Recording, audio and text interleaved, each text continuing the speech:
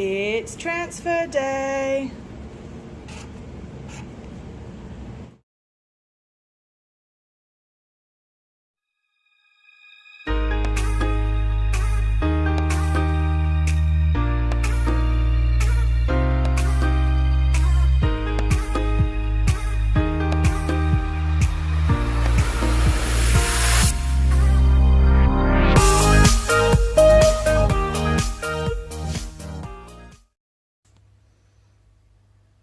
So this morning was supposed to be transfer and I got a call. I saw the phone number of the clinic and I knew right away. They weren't just reminding me of my appointment. And so the nurse told me that my embryos had not made it and they were starting to separate. I think that's kind of how she said it. Their protocol is they will keep it till tomorrow, till day 6, but she was like, it doesn't look good. So out of 10 eggs, 6 were mature, 3 fertilized, and none of our embryos made it. I'll get a call or a text, I guess. I think more of a call today, but this afternoon telling me what to do with my meds and kind of, I guess, the options of how to move forward. I don't know if they're going to make me have a full cycle first before restarting or whether we can do it all over again since they actually retrieved the eggs. Yeah, I don't really know yet. So I guess as soon as I know, I'll update you guys. But yeah, I knew that the hard times would be harder to share. And I can understand why people would want to do this pretty quietly. But I felt like I was challenged to share my journey that so many other people go on, and that includes the highs and the lows and just the everyday ordinary, I guess. So today will be a quiet day at home with Chloe. I guess the hardest part is Chad's gone, and so we dropped him off at about 5:05 this morning, and he's going into quite a remote site, so I don't know if he's going to have any phone signal or Wi-Fi, and so I've left messages with him, but I don't know if he'll get it till his trip home. So that's hard, that he might not know, that he can't talk to me, that I can't talk to him, and that he's gone. So yeah, that's just part of our process, I guess, that I knew that that would be a possibility. And yeah, so today we're just getting through. Today, I've got football training tonight with the girls. I just think I'm going to spend some more quiet time in the Word today. And I actually, because I was up so early, I was actually able to try and go back to sleep. But what I did is I just put some worship music on and yeah, just tried to feel really peaceful, and I did this morning until I got the call.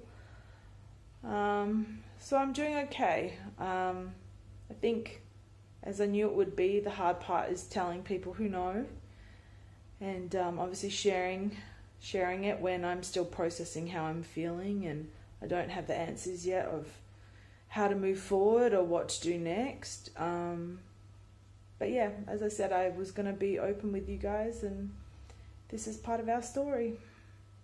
Just know you're not alone if you're doing this. It's hard, and I'm so lucky I've got people around me. But if you don't, make sure you make a network, even if it's us online. Like, I've got a Facebook page, Katie's Kanga Pouch. Feel free to reach out. It's hard doing this on your own, and we were never designed to do life on our own. Hey, so I am at training with the girls tonight. I was supposed to be at home on bed rest, but obviously that's not happening. I'm really glad I have something like this to go to where it's a physical outlet for me, where for a couple of times a week I can go and focus on something outside my head. Like, I've got one job to do and I'm going to give it everything I've got. Not to mention that before my next round, I will have to make sure that I'm under that 35% BMI, and I'm just over at the moment, not by much. But I did hear from the nurse a bit later on, I think it was early afternoon, and she was saying that I have to have this cycle. So when my period starts, then I need to have an appointment with my doctor, who will hopefully go over my whole case file and let us know kind of, well, as best as they can, where things went wrong and what we can do next round to do things better. And then they are telling me I have to have 1 month off, especially because it's not like I'm just doing transfer again. I'm having to do the whole harvest cycle again, so all the injections and everything, and I'm guessing they'll want to up my meds, possibly add some. So today's been rough. My stepmom came over in the morning to see how I was, just spent time with me, which was great, and then my mum came over in the early afternoon. So same thing, we could just chat, and so I haven't been alone today. I'm tired. I've been crying on and off and having to tell multiple people who knew like what went down, and finally got through to Chad. I couldn't talk to him or FaceTime him, so we were just messaging back and forwards, but at least he knows, and we're doing okay as best as we can.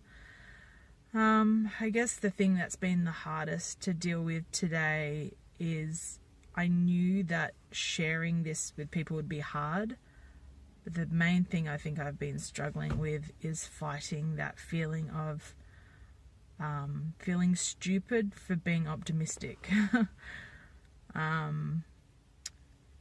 And it's hard because my personality is always to look on things on the more optimistic side. That's just who I am. That's my personality, and I will always be hopeful. And so I can't apologize for that. That's just how I'm processing. That's just how I can get through to the next thing.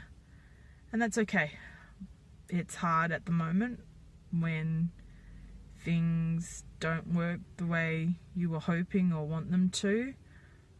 And I guess just allowing myself to feel the grief and the pain today and kind of process that the next couple of days and not get so sidetracked with projects and stuff, because I'm a project person. So yes, I want a healthy distraction, but I don't want to avoid feeling what I need to feel right now so that I can be ready for the next time we go through this. And I guess right now my hope is I don't want to get to next round and then be so overly cautious in my feelings that I'm not hopeful at all, because I don't want to be on the side of pessimism. I know for a lot of people that's a protection mechanism, and I understand that, but for me, I have to stay positive. I have to stay hopeful that things are going to work. So really grateful. I had one of the girls from football today who knew what was going on, gave me a call, and it just meant so much that tonight, if I did want to explain things over and over again, or talk to the coaches about walking away, it's not because I'm not listening or paying attention. I just need to get my stuff together. That she can talk to them for me. and just having that extra support has been really great. So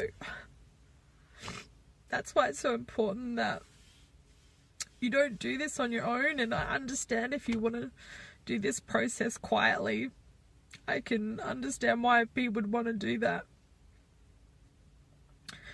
But I can tell you right now, if I didn't have the support of my girls, I think I'd be in a much worse off place. So I'm going to take a couple deep breaths and get ready, and then go to training. So I'll check in with you guys tomorrow. So last night I went to football training. It was exactly what I needed to just be able to just switch off my brain for a while, do something physical, and just know that I was supported by my girls.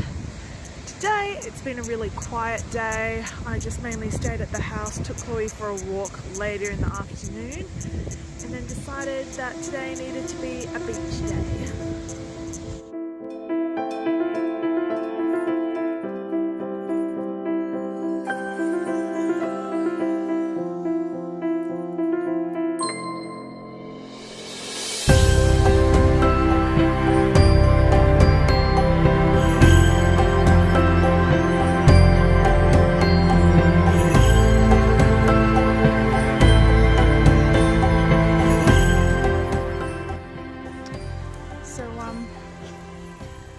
Today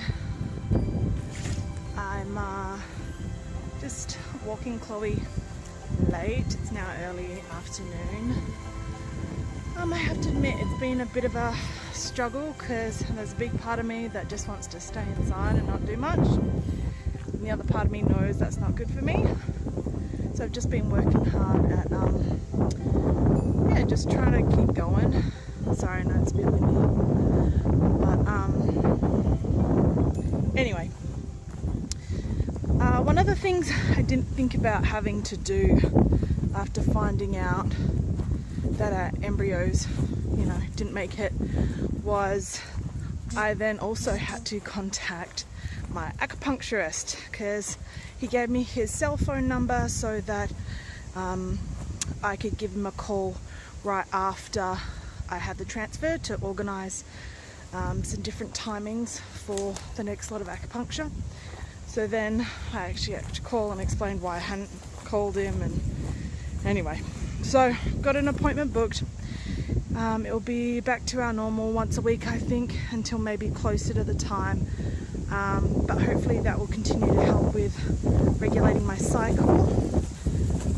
Last time I was doing acupuncture, it got me spot on 4 weeks, and I haven't had that in a really long time. So that's positive, and so hopefully it will also shorten the amount of time I have to wait. Or if I have a 5 or a 6 week cycle, obviously it's going to be a lot later before I can start again. At this point in time, I'm feeling pretty hopeful for the next cycle. I have my doctor's appointment on the 30th of November, and that's to kind of go over all my findings, and I think I already told you that. So yeah, I guess we just have to keep going forward and work out what's going to work best next time. Haven't cried or teared up today, which is good. It's small progress, but hey, it's progress. And yeah, just trying to take it day as it comes.